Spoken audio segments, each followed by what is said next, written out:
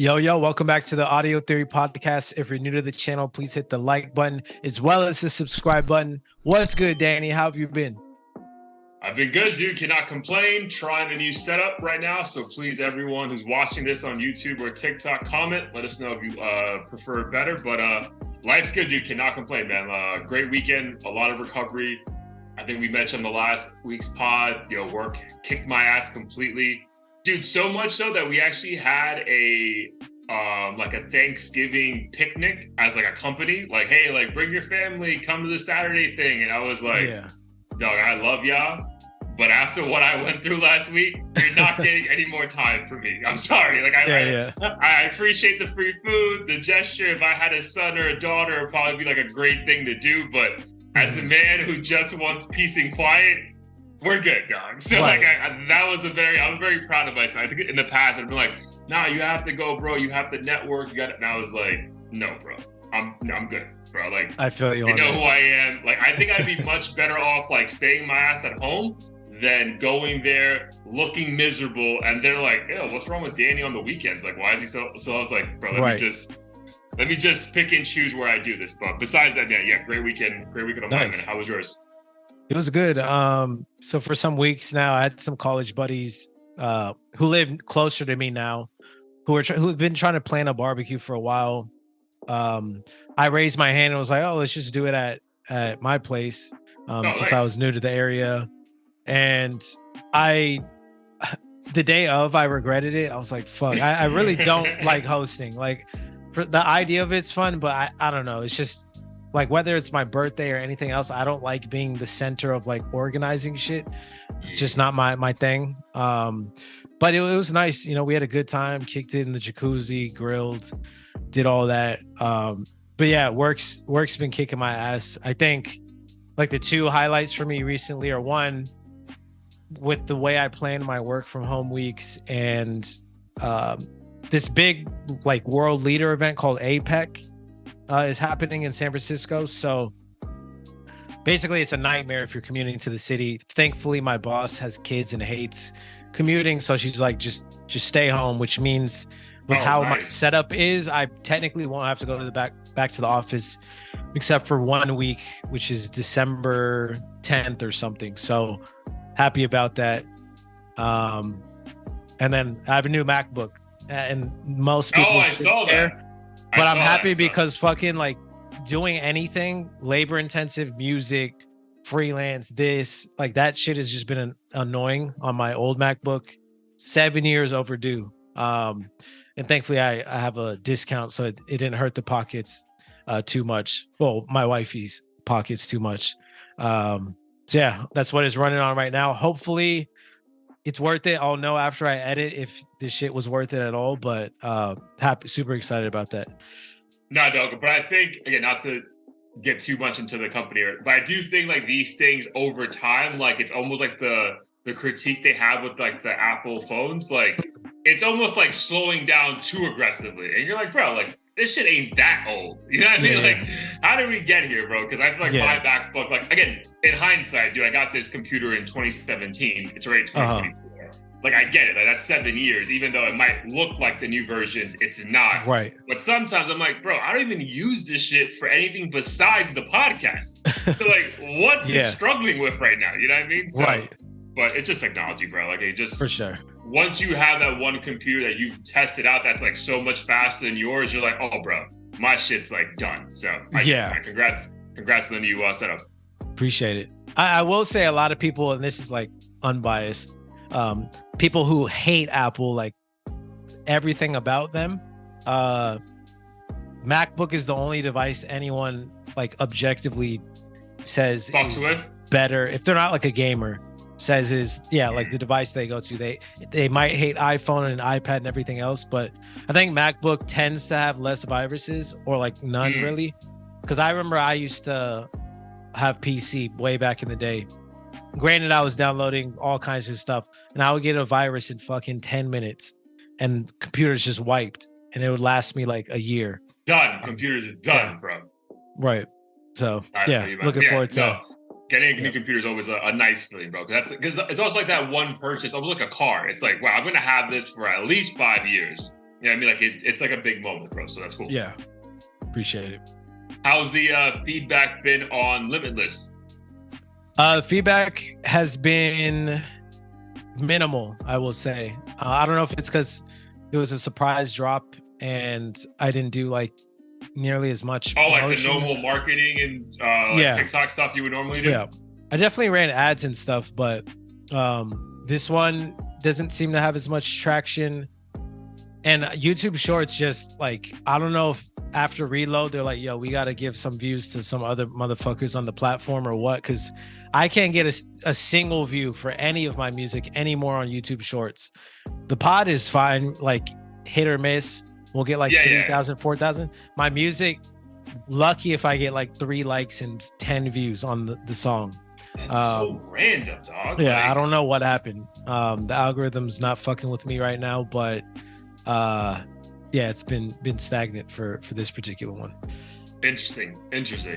Yeah, it's almost like it's hard to like put a finger on it, right? Because it's not like you're dropping an album every week. A song every week. You're like, oh, This is what I did wrong. It's like when it's sporadic enough that it's just tough, man. Because it's almost like with work or with life or at the gym or whatever. You're like, oh, this is where I fucked up. All right, let me fix that next time. With this, it's just like, what is it?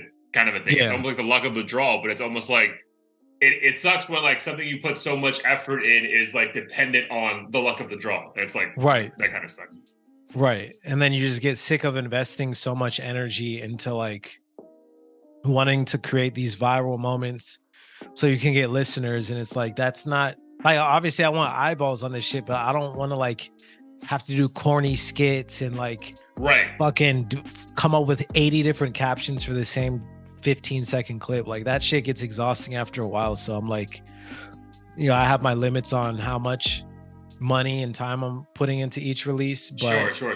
I think it just really depends, because like some songs I'm like, this feels like a hit, like Ignore Me, where I'm just like going all in. And then other songs I'm like, I really like it, but I know this one feels more niche, so I won't like go all out for that one quite as much. If that makes sense. No, that makes sense for sure. Did you do the same thing as far as like when you reach out to different like Instagram pages as well for this one, or no? Not for this one, no. Okay, yeah, because that one it's more like when you know it's like, hey, this probably has more mass appeal. Yeah, pretty much. Because like, I mean, even the mass appeal ones, I get a lot of feedback of like, I think they're trying really hard to, I don't know, promote something that is like a risk-taking song. And even with that, it's hit or miss. Like, it's just so subjective. I feel like I have a better shot with the more like undeniable bangers that we'll get on like a gym playlist and stuff. Whereas like this particular song, I don't even know what like general playlist that the mainstream would say this belongs on there would be. I feel like this is more like, I don't know, psychedelic or something. Like it's more niche in that regard. So I didn't even submit it to playlists, because a lot of times I would just get fed up with the same like vague feedback of, oh, the hook like didn't land with me, or you know, the melody could have been improved, like, which is fine, but it's clearly subjective. So with that, it really is a number game. Like you fucking submit it to 100 people and hope 5 of them put it on their blog or playlist. Yeah. Well, when you say feedback, you're talking about from like the people who run the page itself, or just like people like fans who happen to go on that website? The people who run the pages. So through Submit Hub, you can essentially submit your work to influencers or playlisters of all sizes, and each requires like a certain number of credits, and you buy credits. So like maybe it's 10 credits for $10, and some people might require 1 credit and they're supposed to listen to at least 30 seconds. You can ask for feedback or you can reject it. Like, I guess if you don't have thick skin, maybe you don't want to hear the feedback. I always request feedback because I want to make sure they're actually listening to it. But a lot of the feedback it doesn't go too deep. It's just like the lyrics could have been stronger, or I wasn't a fan of the beat, like just very subjective shit that like I can't really help them with. So, or like improve for the next one. So I'm assuming like you're looking for like, hey, I hear what you were trying to do, but your producer fucked up on like this transition part, and that's like why Right. it Like, didn't create what you were looking for. yeah. Like if it's like, oh, the vocals were hard to hear, or the song was way too short, or something like that, then it's like, okay, I can keep this in mind. But if it's just like, I don't like trap music, then like I can't. I'm not about to go make some fucking country music for this nigga. Yeah. Like, I'm about to come back with a gospel song for you. Give me a week or some shit like that. Right. So in those instances, I'm like, I respect your opinion, but it's annoying because you have to like filter through a bunch of shit. And I actually got credits back because one guy was like, I don't like auto tune at all. But then in his, because you can see what kind of music these people skew to, and it'll say like, this artist tends to like auto tune, and I'm like, bro, your profile literally says you like it. So I had to email support, and they were like, okay, yeah, that's our bad. And they gave me back credits.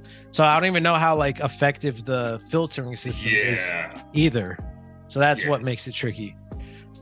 Get it. So yeah, I can see how when you were just trying to get this song out that you already had in your, done for a while, that it's just like, bro, let me just get this shit out. And like, whatever the feedback is, the feedback is.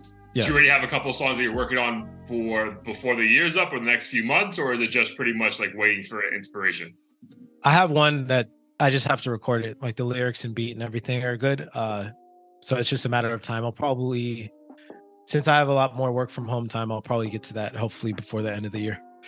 Very nice. Look forward to that one, dude. That's a nice way to end the year, because you've dropped, for 2023, you've dropped what, 4 songs or 3 songs? I believe it was 4. Let me just double check. Because it was definitely, damn, Reload feels like 10 years ago. It does. This year feels forever, by the way. Yeah. Just in a weird way. Yeah, it was 4 songs. So Reload, Could Be Worse, For the Better, and Limitless. And then hopefully a 5th. Hopefully a 5th. Nice, too. That's a productive fucking year, bro. If you're dropping essentially a song every other month, I mean, dude, I feel that's what you were talking about you wanted to do anyway, and then like whatever happens from there happens from there. So you can't get mad at that. For sure. Very nice, dude. Well, I enjoyed it, bro. Very much so. Added it to the playlist as well. But let's get to it. Episode 160, episode 159 everywhere. We're getting, I don't know if you saw it, bro. We got some feedback that I guess we're the weirdos that can't understand Kodak Black, because apparently everyone on Facebook, on Instagram and TikTok is like, we understand him just fine. It's a Florida thing. I'm like, I would have like, bro, I'm from Florida, and like I don't understand him, but like, ironically, one of the guys who said we couldn't understand him, I couldn't understand his fucking comment. Like what he typed. Yeah, I'm like, dog. Okay, clearly you understand, because I don't understand what the fuck you're typing or saying. So I'm like, all right, this is a language I don't know. Yeah, it's like some it's like some Ebonics or some shit from like that part of Florida. But again, I'm all happy for the comments. Appreciate everyone sharing and commenting on that one. But episode 160, we got a few things we want to talk about, but I do want to start off with a thing in particular. The Grammy nominations for 2024 came out.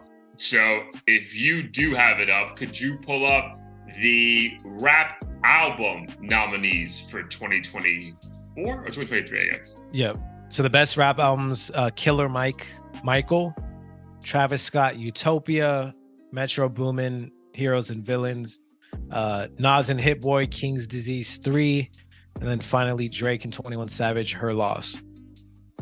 So on the surface, I feel like it kind of makes sense, right? Did you get a chance, by the way, to listen to that Killer Mike album? Because I know it has, obviously it's nominated, but I heard it's like phenomenally done. It's just, I never, dude, besides maybe 1 or 2 songs back in the late or early 2000s, I really never checked for Killer Mike like that. So did you get a chance to listen to the album?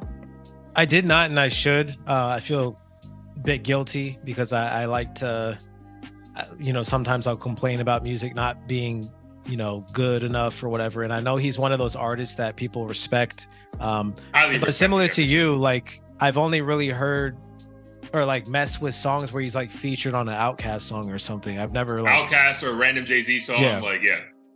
So I need to check it out for sure. I need to. I don't want to shit on that one, and I haven't heard the album, so I agree with that. The 21 Savage Drake thing, I mean, I feel like it's a Drake album, and if it's remotely good, they have to nominate it, so I'm not mad at that one. Utopia, I think we said before we thought was going to win this regardless of who else was nominated. And what was the other one? Nas, right? Nas and Hit Boy, King's Disease, and then Metro Boomin, Heroes and Villains. I mean, Metro Boomin, we said that album sounds like a fucking movie in itself, right? Like, it just makes sense, like, just sonically, that the Grammys, regardless of who's fucking, like, you hear that album, it's like, this is a very well-produced body of work. I get that. I doubt they'll win, though. I doubt he'll win on that one, though, because I feel like if you're just a producer, it's like really, I think it's just like an honor to be nominated. But like, if you're not the one writing these songs, I don't see how you win. The Nas one, I'm not mad at. I personally didn't enjoy that album, but I get what Nas means to hip hop. What did that nomination do for you? The Nas Hit Boy nomination, I think it makes sense. I think arguably, at least from a mainstream standpoint, it's definitely one of the best rap albums. But for me personally, I don't think it did a whole lot. I feel like my gut is like, we need to kind of upkeep, real hip hop. So like, we need it in there so that we're not, crying ourselves to sleep that we don't have, real hip hop anymore or whatever. Yeah, I agree with that. So I guess I don't think either of us are mad at the actual nominations, right? Is that a fair assessment? Yeah, I don't think I'm mad with this list. Okay, so I think we're both going to pick Travis Scott to win that. I would say so. I think just from an impact and influence standpoint, that album is like too front and center for any of the other ones to take it. And Her Loss was dope, but I feel like it was more of a kind of a temporary moment from a couple tracks, whereas people talk about Utopia as in its entirety more. So I think it just felt like it was more of a glorified mixtape that everyone really enjoyed. But if we're gonna now start critiquing it as album of the year for a certain genre, I feel that's pretty tough. All right, so we'll leave that one to that, because I think the point we're trying to make may come back when we go back to like best rap song. So what's the nominees for best rap song of 2023? So we got Doja Cat, Attention, Nicki Minaj and Ice Spice, Barbie World, which sounds insane to just say that. Lil Uzi Vert, Just Wanna Rock, Drake and 21 Savage, Rich Flex, Killer Mike, Andre 3000, and Future, Scientists and Engineers. Damn, I haven't heard that song, but it sounds fire on paper. I know. Yeah, I'm gonna have to listen to this like tomorrow, bro. Better than Barbie World. I know. Yo, but that Barbie World thing was a hit, though, because you saw the movie, man. That song was like throughout the movie. You know what I mean? Yeah. So no, it's not a bad song. It's just crazy to think of, years and years ago, eons ago, like Mobb Deep and all these other guys would never compete against a song called Barbie World. 100%. 100%. And then, dude, what's the how does that Doja Cat Attention song, do you remember how it goes? I can't really sing the hook, but it was definitely, I forget how the hook goes, but I think Paint the Town Red is more catchy, so I could sing that one. I think that's the one people are saying should have been nominated. Yeah. Okay. So again, this list on paper doesn't seem crazy to me, right? I think you would agree with that. But like, where my confusion is with this, and this is where I think some people lose, I mean, at least personally at this moment in time, where some people lose respect for the Academy who does this, is that I don't understand how Gunna, right, who fuck you mean, has been on the top 10 for going on damn near 5-6 months now, has not moved, has been charting, has been the most popular hip hop song throughout the year. We both said that he rapped his ass off on that entire album, but that song in itself has been so popular and so well received. I don't get how that's not nominated. You know what I mean? Like, that has to be there, dog. Like, and that part of me is just like, is this just like a behind the scene thing that, hey, like, apparently, like, these guys are like, hey, apparently the streets don't like him, so we can't put him a part of this because we don't want to lose. Like, that, like, just to not have him nominated, bro, seems so fucking odd to me. I don't think it has to do with him being blackballed or anything, just because I feel like there's been so many other like nomination snubs that had nothing to do with like something the artist did or said. But I do agree that that song should definitely be here. I don't know if the profanity in the name has anything to do with it, and I could be completely wrong. Like maybe in the past there were instances of like a songs that had non-PC swear song or words. album, Yeah. swear words that wasn't like, didn't have a message and was just pure like nonsense, not nonsense, but controversial, I guess you could say. Sure. So maybe that's a reason why. Because to your point, it's weird that they could ignore a song that's been on the charts for so long. I think it was above Taylor Swift even for a minute. So if a song accomplished that like you just can't ignore it. That's what I'm saying, dude. Like again, I feel like if we're just going off, if you're gonna go off numbers alone, right? Like there's a story to be told for his album, The Gift and the Curse, to be nominated over Nas's album, right? That did way more numbers. But again, we're going to talk about the pure of the art form. But like from the pure of the art form itself, that song has done wonders, bro. Like again, it's not just a TikTok thing. Like this is a song that everyone keeps playing till today, right? Like, dude, I was just watching the most recent Boiler Room in London. And bro, every DJ is trying to find creative ways to incorporate that song in their set with other beats because that song is just so powerful. So, bro, like dude, like when these nominations came out, the first thing I did was text Blair. I'm like, bro, where the fuck is Gunna? And bro, I never comment on anything on Instagram. And from my personal account, I was on Complex like, what the fuck is this? Like, bro, I was like offended for him, bro, because it doesn't make sense, bro. Like again, he did too much this year in hip hop alone to not be nominated for something for that album, especially that song. Oh yeah, 100%. That song is a clear standout for me and for everyone else. I know people who don't even like Gunna, like his music or him or whatever, who've commented. I was looking at the YouTube comments just to see like what people were listening to or what people were saying about it recently. And someone's like, I don't even listen to Gunna or really like him, but this song I've had on repeat constantly. So I don't know. It's weird because people are constantly saying that the Grammys will nominate and select the obvious safe choices that are just like number based or whatever and popularity contests. But then when someone who seems like a clear winner's not on there, then people are also upset because we're like, how are you like, this was on the charts and this is the biggest artist right now. And you're choosing like someone probably is like, yo, why the hell is the scientists and engineers on there? I've never heard that before. I'm guaranteed someone's thinking that. So I don't know what the criteria really is, but if they're gonna put Just Wanna Rock, for instance, on there, like Fuck You Mean definitely should be on there. Yeah, and I'm not mad at any of the nominations. Like that's the thing. Like I'm not mad, and I know they only have a certain amount of slots, but it just feels like, man, like there's certain songs that you're just like you keep hearing throughout a year. There's no way that it's like that has to be nominated, bro. You know what I mean? Like it just feels like it's like crazy that it's not. So again, I understand, I respect those things that were nominated, but I feel like when it's that blatant, it's not like this is like the 5th or the 8th most popular hip hop song this year. We're like, oh man, like all right, we get it, bro. Like this is like number 1, bro. Like I don't know any other more popular hip hop song this year than that. Like nothing on Drake's album is more popular than Fuck You Mean. Nothing on Travis Scott. Like Travis Scott's album is great, but there's not one. Okay, maybe Fiend, right? But if you're not going to nominate Fiend, right, then Fuck You Mean is the most popular hip hop song of the year. So it just doesn't make sense to me. Like how do you clearly deny that? I respect the other songs, but none of those songs were as popular or as big as a moment as that song.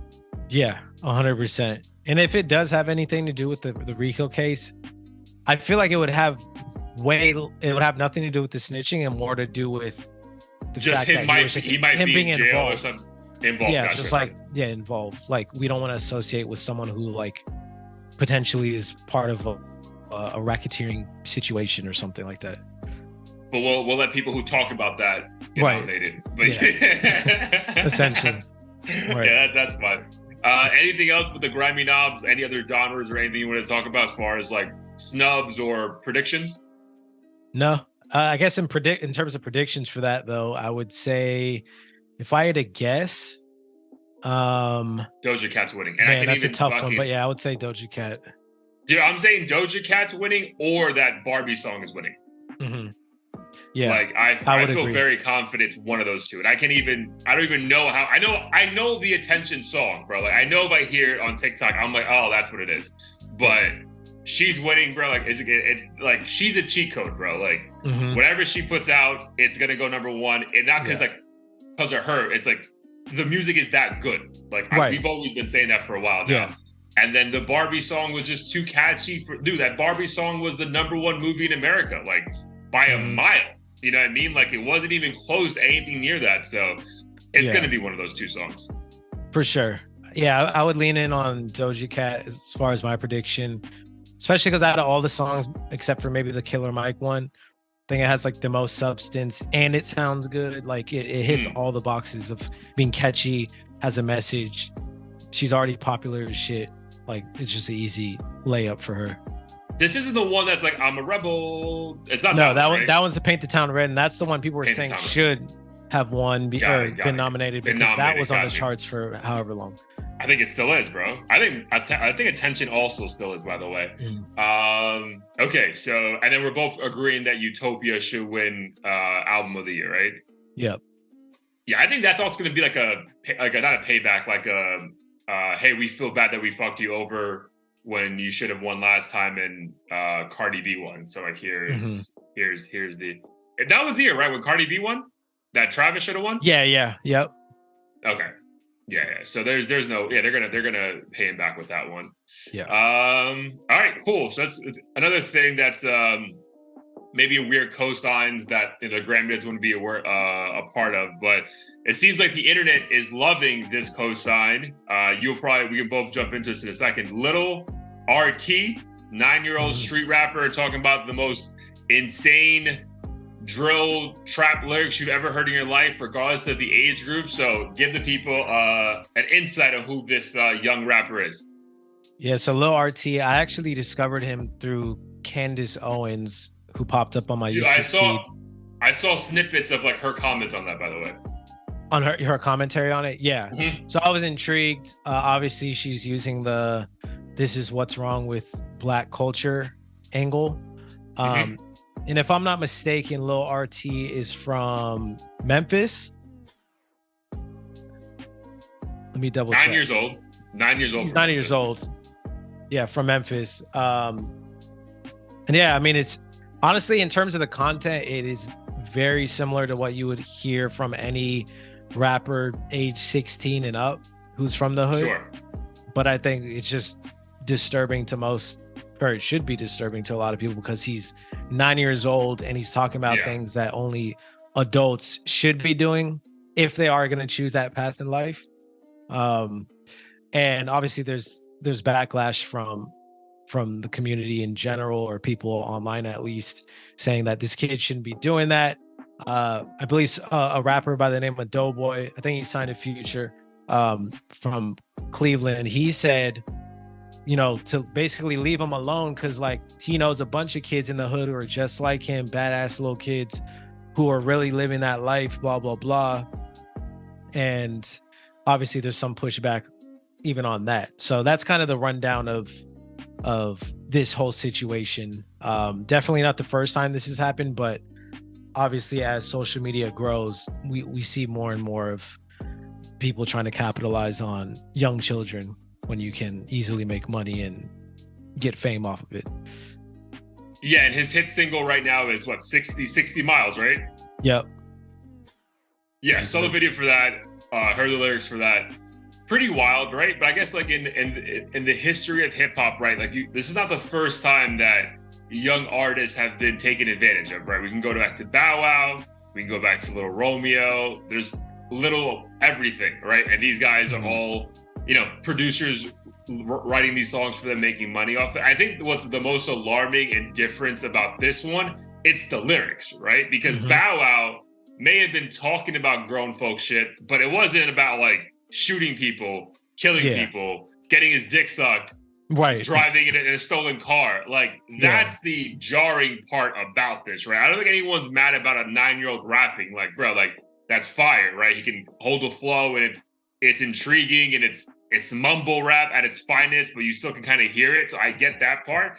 I think where I agree with Candace Owens is just like, it's the lyrics, bro. Like to hear this kid saying shit that King Von would say, rest in peace to him, on his albums is like, bro, like what are we doing here, right? Like even the visuals of it, right? Like this little kid's talking about shit like that with money in his hand, and then being like celebrated with like all his boys around him, like, yeah, it's, you know, talking shit. It's like, what shit is he talking? He's 9, bro. Like, yeah, like if he is doing this, like, why are you allowing this kind of thing? So like, it's just that. It's like, bro, like, I get it. You all want to make a quick buck, and this might get you do. Like, one of the things I saw had like 2.5 million views, but bro, like, God forbid this kid is now hanging out in the wrong environment early on, and he doesn't even make it to see his like 15th birthday. God forbid. Like, it just seems like a very dangerous situation to even be putting your foot in to see if it works out for you.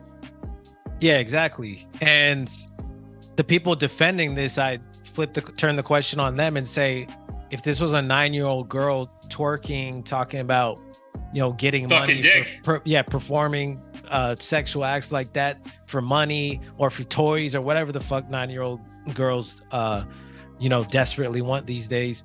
If a girl like that was doing that and their parents were like, yeah, I'm just trying to get money and, you know, build a better life for my daughter, are you going to use the whole, well, at least he's getting money or she's getting money type argument? Because I highly doubt it. There's this weird double standard. And I think any child shouldn't be encouraged to basically live a life of crime and, you know, sin for the sake of getting some YouTube views and a check for the mom. And I kind of like, I don't even want to say I kind of get it. Like, I know if you're like deep in poverty and you see, you know, the potential to have millions, like, sure, you're like, okay, my son like can pretend to like have these, you know, hoes and guns and stuff, but the fact of the matter is I'm pretty sure he is like actively involved in some shit or is around it.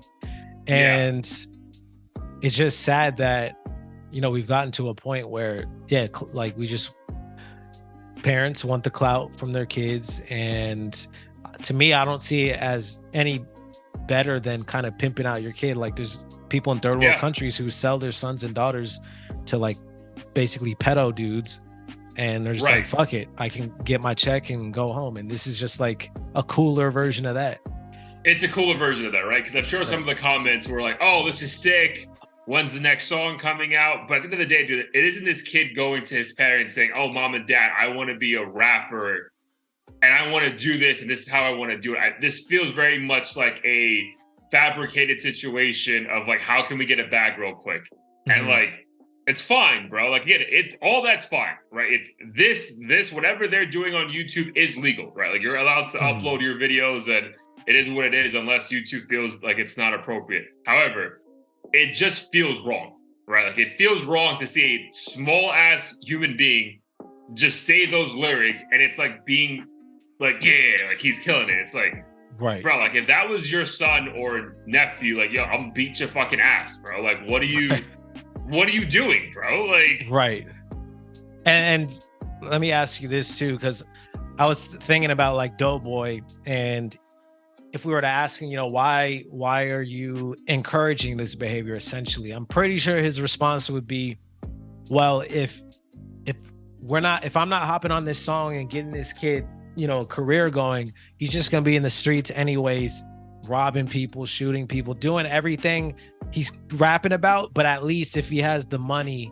he'll be less likely to actually be doing this shit and get up out the hood or whatever. So that being said, I mean, what is the solution here? Do we have like rappers kind of take a stance and say, you know, I'm not getting involved in this, like, hopefully he figures it out, but I don't want to be the one to promote it? Or do you think, you know, there is merit in the argument of, I'm just trying to help get this kid out the hood, like it's just art, like let's just, you know, continue this motion we got going on? I struggle to believe like the merit of like, I'm trying to help him out, that's why I'm gonna hop on this. Because you're talking about Doughboy, right? Because Doughboy did hop on a track with him. Yeah, I think it was the 60 Miles track specifically. I think there's like, that's probably like 60 Miles part 2. I didn't hear a feature. Maybe he hopped on a remix and then people hitting them up.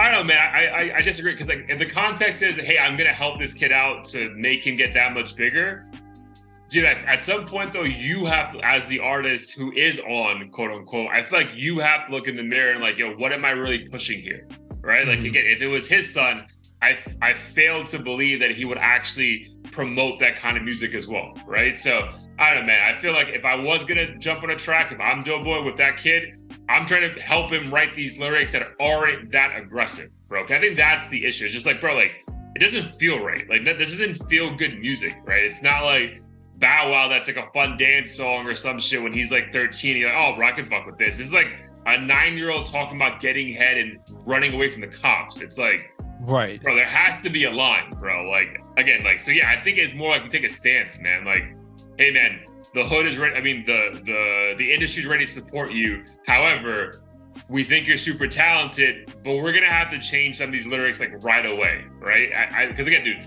he's not writing these lyrics, right? If you want me to believe that a 9-year-old is writing this, you're out of your fucking mind. There's no fucking way. There's someone's writing this for him, and maybe he's able to memorize it so well, clearly, and it sounds like him in a deep way. But there's no way he's writing this himself. Right. And he's actually from Atlanta. I just checked. Oh, is that what it is? Okay. But in any case, yeah, it is unfortunate that we do have people championing something like this, and it's just the factor that of it being such a young kid who's able to like be on beat and like look cool and stuff. I think people don't realize what is taking place. This is an individual who's doesn't know any better technically, and is going to taken advantage of. Being taken advantage of, super impressionable. He's gonna have this mindset damn near forever unless like he gets fucking paralyzed in a shootout or some shit. Like that's the only thing that's gonna potentially change his mindset. Unfortunately, because as of right now, not to cut you off, the only repercussions of this behavior is him getting views and becoming popular and making money. Right. So he's gonna be like, well, why would I stop this? Like, this is where adults step in and like, my man, we shouldn't be doing this kind of a thing, right? But when the adults are the ones encouraging it, yeah, man, it just speaks to a louder thing of like the industry as a whole, right? Like, I mean, we've been saying this about other artists for a while, right? Like the label should be stepping in and saying, guys, all right, let's stop talking about killing each other and like, you know, bitches. And it's like, well, we're making so much money off it, it's okay. But I feel like there has to be a line where it's like, dude, if it's anyone below the age of 13, we really should like have higher morals. But bro, it's never gonna happen, bro. It's a greedy setup from top to bottom. Yeah, that's the unfortunate thing. And like, I don't want to put too much onus on Doughboy because it's really the parents and like immediate family. Yeah, because Doughboy's like trying to get a check too. Right, he's trying to get a check. His music's pretty violent, and I listen to some of it. But Doughboy's pretty much what this kid is gonna be eventually. He's gonna have Doughboy's in his mindset forever. Doughboy's not gonna change. So it's like you can't even get through to him on like why he shouldn't be supporting some shit like this. Cause like once you live the life of ignorance for that long, like they're not gonna be able to see the other perspective. And he's just in his head, it's like, oh, this could have been me, except I wouldn't have to had done as much bad shit because I would have been rich at 13 instead of 24 or whatever age he is. So he's probably like in a weird way, like excited for him. He's like, bro, you're about to be good in like 3 years. Like keep going or some shit. Like, right.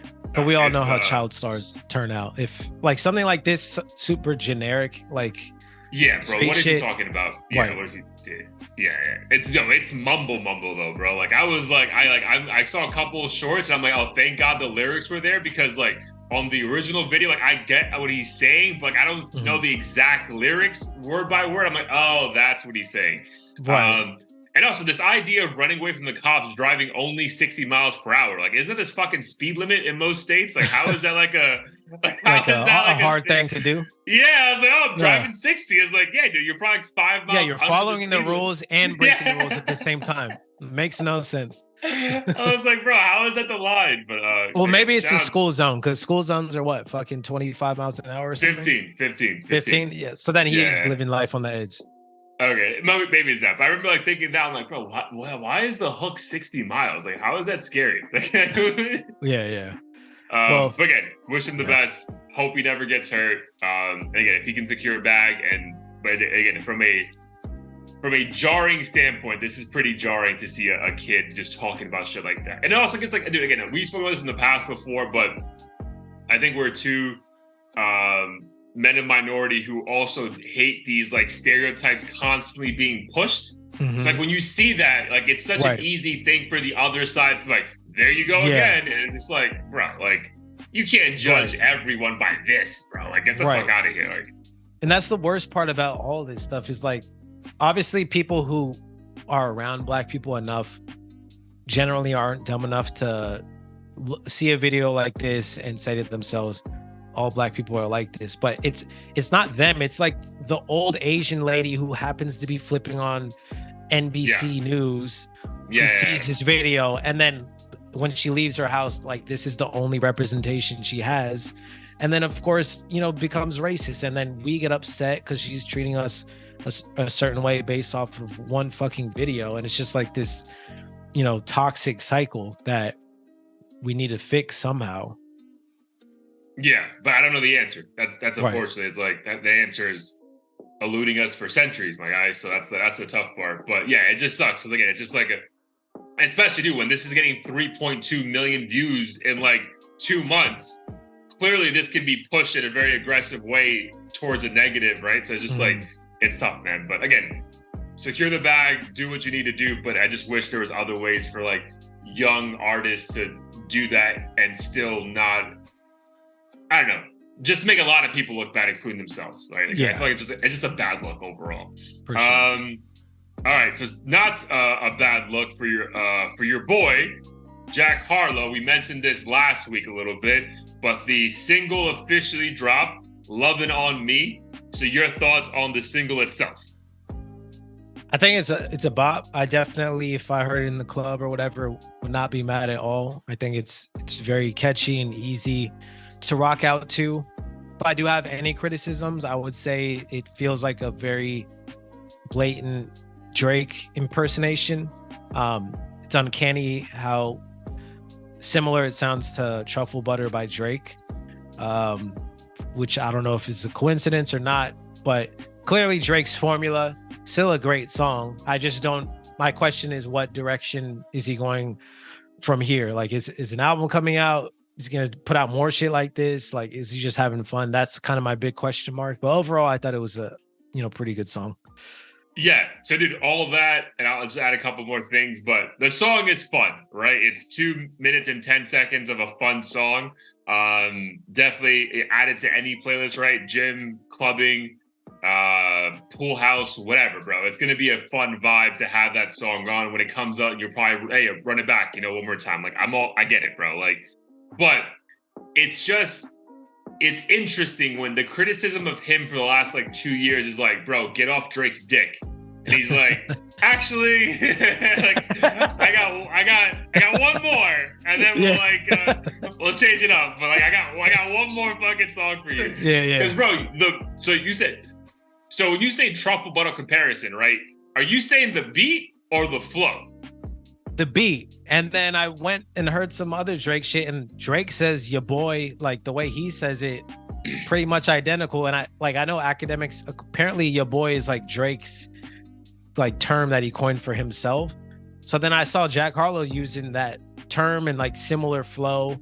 So like Truffle Butter, the beat damn near like the beat pattern. The beat for sure. So the beat pattern is very similar, right? Like very, very similar. Mm-hmm. But bro, if you listen, because I saw some TikToker do this, I wish I knew her name. But if you listen to the motto, like the YOLO song, that Drake flow is this. I'm like, my guy, you can't just say like, like, dude, like, yo, come on, bro. You can't just copy the homework and just forgot to write out his name. It's like, bro, like. That's funny that you said that. I was like, bro, again, good for him, bro. Like, again, dude, this shit's doing numbers on TikTok. I'm sure that's going to go number one when the charts come out for the billboards next week. And again, good for him, because it feels like he dropped that like EP that no one fucked with just to prove a point and kind of disappeared. And dude, again, everyone's talking about him, bro. Like, again, good for him, man. Like, again, I'm not mad at Jack. I just think as far as expectations, you and I had just higher expectations of what he's capable of being when it comes to like a true MC. But if it's just gonna be this route of like, hey, I'm gonna make music and have fun with it and make money and do acting and just be famous, good for you, right? Because I feel like now it's leaning towards like, I don't want to be a true MC. I just want to be famous and like enjoy celebrity status. That's what it feels like, right? Again, people might see that comment and think I'm crazy because, like, again, the lyrics aren't bad, right? Like, this is not a trash song, but this is a very good song. But it just feels like the overall demeanor of like everything coming out from the Jack Harlow camp is like someone who's just like enjoying life. Hey, I'm famous as fuck. Here's a fun song. Just enjoy it. Don't take it too deep. And that's also fine, bro. I think it's just like we may have to tame our own expectations of what we thought he would be in the ranks of like, all right, is this guy going to be the next like guy to compete with Drake, J. Cole, like those kind of guys? Right. So as someone who was a big fan of Jack Harlow before 2020, I think, and based on comments I've seen, I think this song is a lot more in line with the kind of style Jack Harlow was putting out. Liked him. Yeah, was putting out and people liked him for. I don't think he was ever very like deep or anything. And I think when he got put on this like pedestal within hip hop, he just felt like this overwhelming pressure to like prove he wasn't just some white boy culture vulture who made like, you know, generic shit and and whatnot. And I think this is on the right track. I think he does just have to, if you're gonna make bangers or music for the club or whatever for the ladies, it just has to be undeniably good. And I think this is on the right track for sure. Granted, like you said, it's still like kind of biting Drake's general flow and appeal and style and everything. But I think it was more original and not as much of a cash grab as like the glamorous Fergie remix and shit like that, where it's like it felt like you're not even trying that hard, so to speak. So yeah, I think it just should be club shit that guys can rock out to, because I think he was trying way too hard to appeal to the female audience. Yeah. Even this song is like very female based, but I think this song is also like, bro, like every white man in America is fucking doing a TikTok to the song, right? Like they're just, you know, so I guess it's doing both. I do see him though, I think because you asked the question, so what's next, an album, right? Like I do see him going the single route for a while, bro. I think we're just gonna get like a single every couple months or 3 months and like that's it. Because I do, regardless of if this is similar to the old Jack or the new Jack or whatever, like I think the trend we have been seeing, regardless of, you know, where you put him on the pedestal, is that we've never been able to get a good quality cohesive album from him, right? So I just think we're gonna just keep getting, again, this is my guess, or maybe it's gonna be more, or EPs, whatever, right? But I don't think we can get like 8, 9, 10 songs from him and it all like just makes sense, because like for that it takes depth, right? I don't think you can just put an album together of 9 bangers. Like I don't think the audience wants to hear that, right? So I just think it's going to be a lot of like, here's a fire song, let's fall back for a little bit, make money off this, and then I'll give you another fire song in 2 or 3 months. And like he'll stay relevant throughout the years, but it's never going to be one body of work that we're like, oh dude, killed it. Or again, we may get an album, but I think we already know not to expect much out of it. Right. Now, after he saw what happened to Drake recently, I'm sure if he definitely postponed that shit like 3 years. It ain't worth it. Right. Yeah. And he like his last album was well received. I think he wanted to take that W and just, you know, let it marinate for a bit. And I'm not mad at that. Like he is a singles artist, at least from what we've seen, or maybe a mixtape type artist. I don't know. But in any case, I think he shouldn't like take himself too seriously and try to be the next fucking Eminem or or anything like that. Like you can Yeah, still Enjoy, be one what of is he, like the 25, best. 24? Like, isn't he young Yeah, as shit? 24, 25. Like, yeah, definitely like mid Yeah. 20s latest. Bro, enjoy. Yeah, I do honestly, like, maybe it was the pressure, maybe us like just wanting so much more out of like the next, like, who the fuck is the next artist kind of a shit. But like, bro, just like enjoy being young, bro. Like when you think about like think of any like mixtape 50 Cent dropped before his album Get Rich or Die Trying, bro. He dropped that album at 31 years old. You know what I mean? Like, bro, have fun, my guy. Like, just have fun. Do you? Ladies love him. You know, he's doing movies, right? Like, bro, just enjoy your life, man. I think again, this is an example, right, where like the audience can change expectations. I think the audience here just has to like change the expectations on him. I do think the expectations were real for him, bro. It was like, oh, bro, got the Drake co-sign. This is the next guy, bro. And it's like, bro, he's Kanye co-signed too. Yeah, it's like, bro, like this guy's a fucking kid. Like he doesn't know anything about like making albums and shit, right? Like he was in a fucking dude, he has videos on YouTube that he was in a fucking like not porta potty, but like a bathroom stall rapping, you know, like 4 years ago. Like, why would he know how to make an album now? Like, so I think just context like matters in these situations. Yeah. Overall, definitely a vibe perfect for any environment where you want to have be a more good time, upbeat and hype and stuff. Yeah, have a good time. Any environment you want to have a good time, that's definitely the move. May save one of these topics for next episode, but I definitely want to, before we get into heat of the week, I guess echo something that we've been saying for a while. Lil Yachty was in a recent, I want to say GQ interview, but a major distributor interview where he mentioned that the state of music, especially hip hop right now, is the worst it's ever been. I think he specifically mentioned where artists aren't really trying to create their own sounds and really just focusing on what's trendy, and the songs are shorter without much substance. So your thoughts on those comments from the boat? I think Lil Yachty speaks the truth. Seems a little odd coming from him because he was originally like the poster child, and maybe even some people's eyes still the poster child for like the person who played a part in destroying real hip hop and put out music that was kind of just mumble trash or whatever. I think he's changed his reputation in the past year or so. As he's gotten older, right? Like, this guy also been fucking famous since like 17, 18. So it's like, what do you expect from a young artist? Like, exactly. But I feel like he's also kind of transitioned out of rap and seems more of like an A&R, like record producer who like does other shit. So I don't even know if like he can necessarily be categorized as like a rapper anymore, because he doesn't really do that a whole lot anymore. And he does take risks, and he has, and I think we both and a lot of other people like the risk he took on that last album. I forget the name of it right now. Oh, damn. We should probably check if that was nominated for anything. I don't think so. Damn, that's crazy, dog. That album needed to be nominated for something, dog. Let's Start Here is the name of it. Yeah, like that should have been nominated for something. Just like best risk.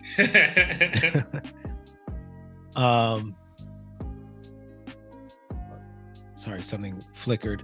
But yeah, I agree with him. I mean, hip hop, I think everyone knows and everyone's been saying is in a pretty bad place where we're not getting anything creative and outside of the box from anyone, it seems. I don't know what it's going to take for it to change, but I definitely feel like it's the most like accessible genre, meaning like anyone from a little kid to a 50-year-old white woman could like participate in it and find success.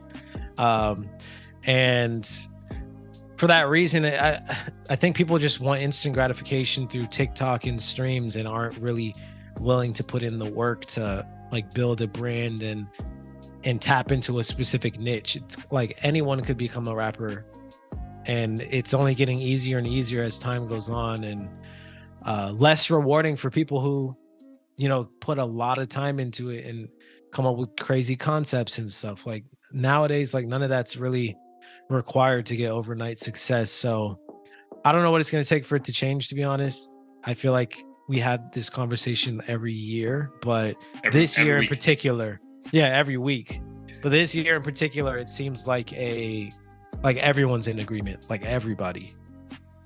Yeah, dude. So obviously, I think it goes without saying we agree with Yachty, right? And I knew that when he said that, I just gave myself a little like, dude, like this, we've been fucking saying this. You just, you know what I mean? Like it's news because it's Yachty, right? And Yachty has been associated now with either him putting out really good music the last 18 months or him being a part of really good songs that we've enjoyed from Drake and other artists, right? So, but I do think there's like a bigger story here that I think we've even commented on in different ways on this episode itself. Like, I do think because of the state of new music in hip hop, it's also like a detriment to other artists who maybe are established. So again, Killer Mike, great example, nominated for song of the rap song of the year and also rap album of the year. And we were like, like, how good is it going to be? You know what I mean? And great example, last week, Meek Mill, Rick Ross drop, dude.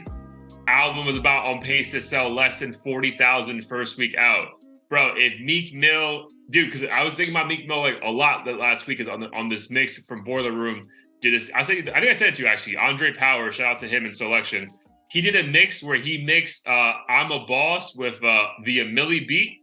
And bro, mind blowing, bro. Like, wait, the T-Pain Rick Ross one? I'm a Boss?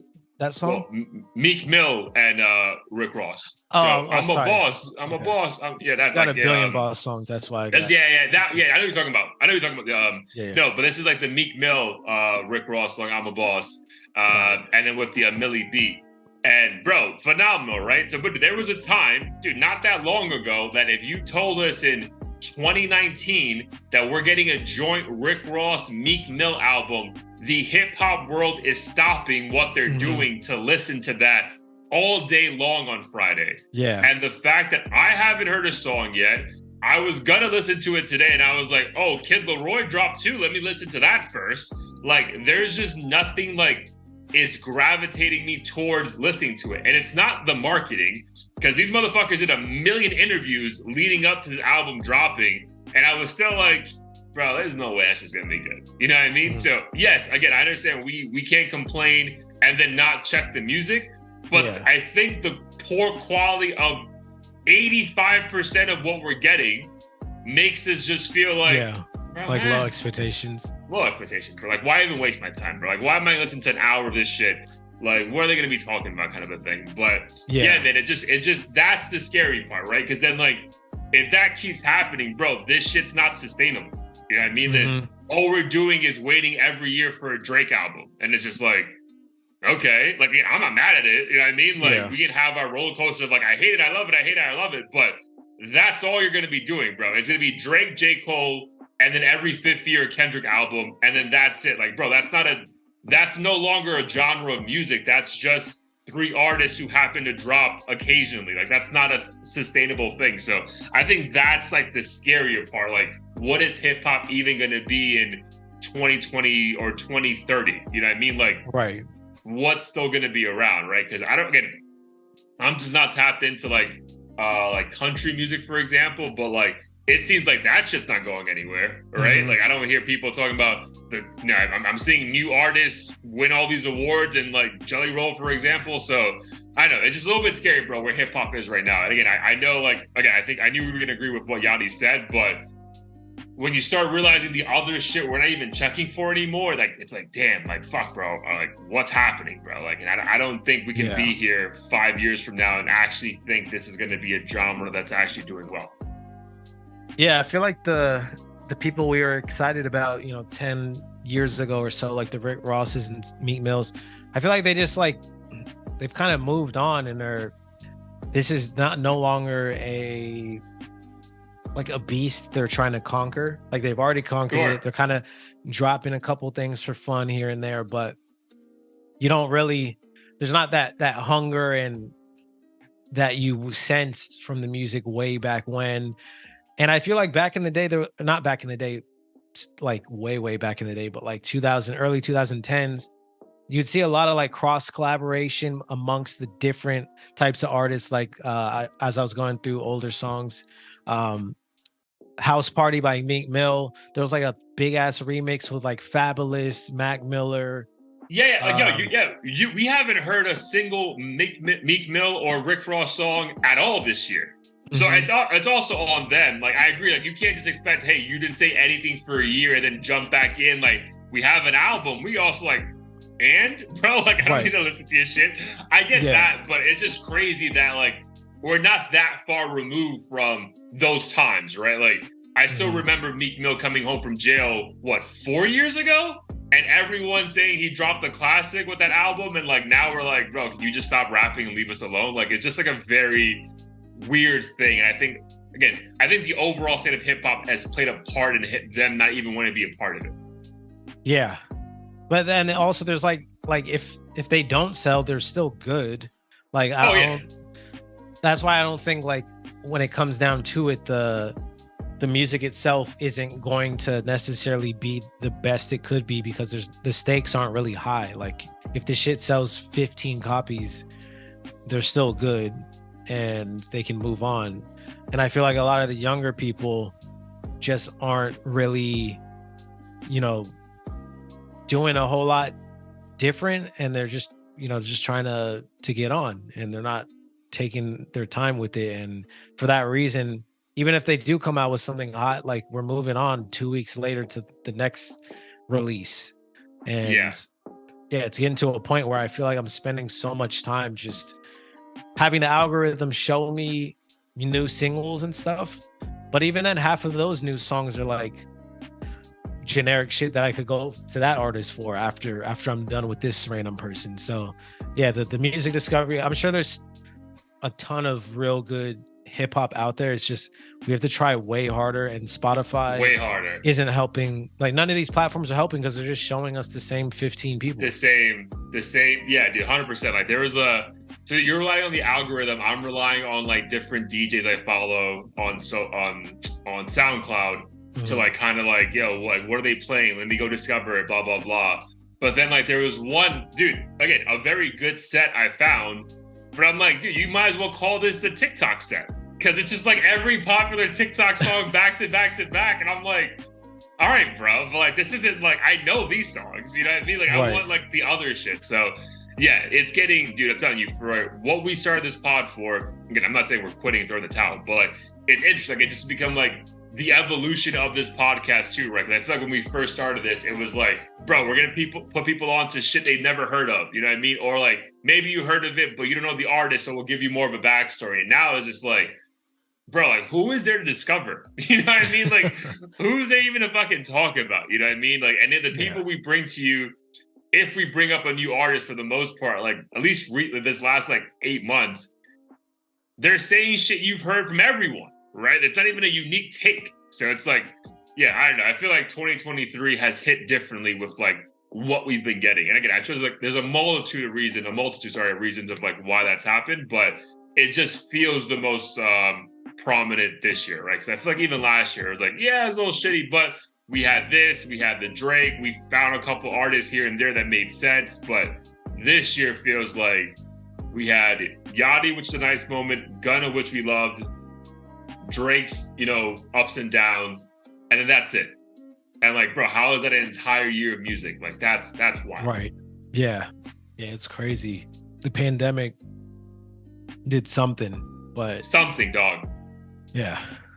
Like, either they figured out a different way to get the bag, and it's like, bro, we don't need this anymore. Like, or we're just gonna keep touring nonstop. Like, again, because there's something to this touring shit, bro. Like, today's November 13th, and Drake just announced he's going back on tour. It's like, bro, what is happening? I mean, like, so again, there's something going on that we're not privy to. But I think, again, we'll in due time everything will show its light. But right now, I think the consumer is the one that's suffering the most, right? Because again, tours are fun. You went to a couple shows. Again, I'll probably try to go to the second run of Drake tours, dates. But again, it just feels like there's something fun to waking up. I want to hear this new album, and I feel like it's been a while since we've had that feeling. Or we've had it recently, but those chances just happened so sporadically these past couple years. No, 1,000%.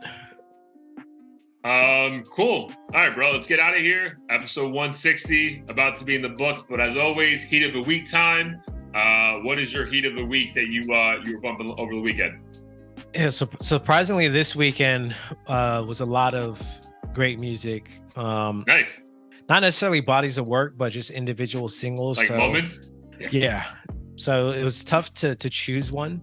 I will say the Chris Brown album was really good overall. So I'll definitely peep that if you can. How many songs? I think it's a little over 20. So it's long. Pause. But I definitely had like 5 or 6 repeats for myself. Yeah, that's also side note. That's also funny how like we were talking about him like that last episode. I didn't even realize he had an album dropping. I know. I totally forgot. But totally then I forgot. Saw a single pop up. That was the one I sent you one. I was like, oh, this is like a perfect Columbia type song. Yeah. Okay, so that was a new song because I was like, damn, like I've never heard this shit before. Okay, so that's what it was. It was a very new song. All right. Yep. But the song I played the most for sure was off of the new Kid Laroi album. It's called "What's the Move" with Future and what's this dude's name? Future and Baby Drill. The song's called "What's the Move." The beat it alone is like one of the best beats I've heard in a long time. Absolute undeniable banger. Has this kind of like, I don't know, orchestral chipmunky sample or something throughout. Future did his thing, Baby Drill did his thing, complements Kid Laroi's voice very well. Once again, I'm like, this is the kind of shit Drake should have been doing on his last album. And like this is like age agnostic content. Like you can be 45 and 20 and the lyrics will be relatable. So I don't understand like how age is a limiting factor for like good contemporary music that young people like. But in any case, absolutely love the song. The rest of the album isn't really like it. So I wish there were more songs that kind of had more of a hip hop tone to it, but phenomenal job. Kid Laroi did his thing. And I feel like he has monster producers like most of the time.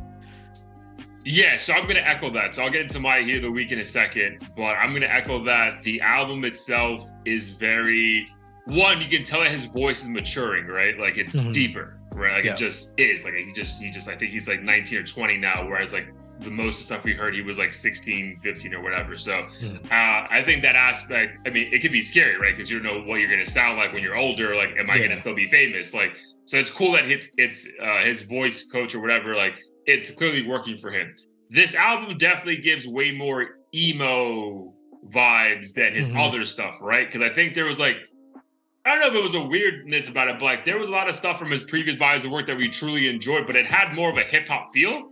Even though his aesthetics and like the way he would dress always gave way more emo vibes. So I think he's just like, as getting older, that's probably more who he wants to be. But there was moments of hip hop which I enjoyed. But yeah, this is definitely more of an emo. I mean, I don't really. If you told me this wasn't a rap album, I believe you. You know what I mean? Yeah, like it's like almost acoustic like, pop or something. Yeah, like the only thing rap about it is that he's cursing. Right. Or, you know, like there's nothing really like rap about it. Right. But that song is very good.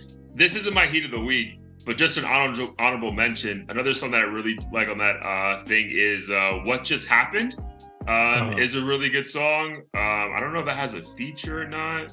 No, it's just him. So What Just Happened is a really good song on that album. I enjoyed that one. I had to like screenshot that one while I was working out this morning.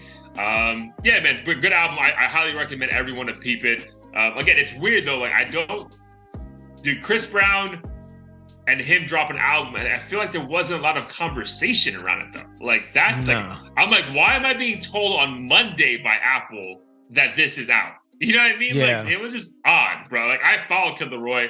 I don't follow Chris Brown, but like none of the Instagram pages I follow was promoting this shit. So it was just weird. It's just like secret drops from like massive artists, right? So it's just like that part in itself was like very odd.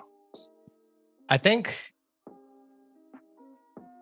think either of them really had like a strong single that took off. I know Chris Brown got nominated for a single, I think Summer's Too Hot or something.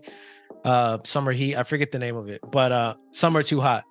He dropped that, but like it didn't, take over in terms of the charts. It didn't do much. Yeah. Kid Laroi, I don't think really had the strong single going into his. So I'm thinking like with Rick Ross, just like all these artists, like if they don't have a big lead single, then no matter how big they are, unless they're like a Drake or something, like people just aren't really talking about it. I guess, dude, but it's weird because like it felt like Kid Laroi did like months of marketing for that one song with him and Justin Bieber, and then went away for like a year and a half, and then came back with this is the follow-up album to that massive moment. And it's like, I mean, I enjoyed it, but it's like, what did we be talking about? Like, was this like the whole point of you signing to Bieber and Scooter Braun? Like, it just, I don't know, that part is odd. Like some of these things, again, like some things happening in music that we're just not privy to, dog. But like a lot of things are just like, the math is not checking out, bro. Like there's just things that are like I'm telling you, bro, when I like on my phone, I'm like, Chris Brown, like the fuck? Like Chris Brown dropped and I don't know until Monday morning. Like that's just odd. Yeah, no, that stuff is super strange. And yeah, like just imagine if these artists are having trouble like notifying people. Imagine how hard it is for like random ass people like me to even get fucking 10 people on YouTube to like comment on a song. That's where like this shit is crazy, and you realize how important marketing is. But then you have a 9-year-old talking about getting his dick sucked and he's fucking 3 million views. It's like, bro, exactly. What is I know. happening? Maybe I just gotta fucking put on like one of those little kid filters and just start saying wild shit. Yo, it doesn't make sense, dude. But yeah, check out Kid Laroi's album. That song that Blair mentioned is a move. What was the song again? What's the move? With Future and Baby Drill for sure. Yep. But my hit of the week, Limitless, Blair Anthony, really good song. Added it to the playlist as well. Again, dude, one of your better songs for me. I really enjoyed it. I enjoyed the beat. Again, I don't know if that's everyone's cup of tea. It depends, like if you're a super hip hop fan. But again, I feel like I like the more eclectic shit that you put out. So this one kind of fit perfectly in that niche for me. So I definitely enjoyed it. And I added it to my own shit outside of the Audio Theory playlist. So definitely good job, bro. And I'm definitely excited for the song. The song you already have in mind before the year drops. But hopefully you get some inspiration in Colombia. So that'd be cool to fucking get some name drops in there. That'd be dope. And the one I have yet to drop, assuming I drop it next, the theme of it actually coincides with what we talked about last episode or the one before that about kind of like celebrities seemingly dying and us, getting older. Basically, life is too short, essentially. Nice. But I had thought of this theme way back when I first moved to the Bay. But I just, priorities shift and I just never ended up. Sure. Hopefully it'll come out. But also great timing with the year coming to an end, right? It's almost like a reflection time for everyone. So that'd be cool, bro. Yeah. Sweet, my dude. Well, episode 160 in the books. So to give you guys an update before we get out of here, this is our last episode of the month. So we'll be back in a couple weeks to kind of wrap up the year, give you guys an update on Danny Abar's bachelor party in Colombia. We'll share what we can share, but NDAs will be signed. So we'll do what we can. No, but seriously, appreciate you guys. Again, we're going to be gone for a couple of weeks, but listen to the episodes everywhere. My guy, let them know where they can find us while we're away. Yes, sir. Check us out at audio-theory.com. New episode every week, unless we're in Colombia. Get you some merch if you're on YouTube, especially look down below. You can see all the stickers, shirts, hoodies, what have you. Spotify and Apple Music playlists on the site as well. So be sure to peep that for the heat of the week selections. Otherwise, share, like, subscribe, donate, comment, do what you can to support the channel. Absolutely. Love you, my dude. Love you too. Peace. Peace.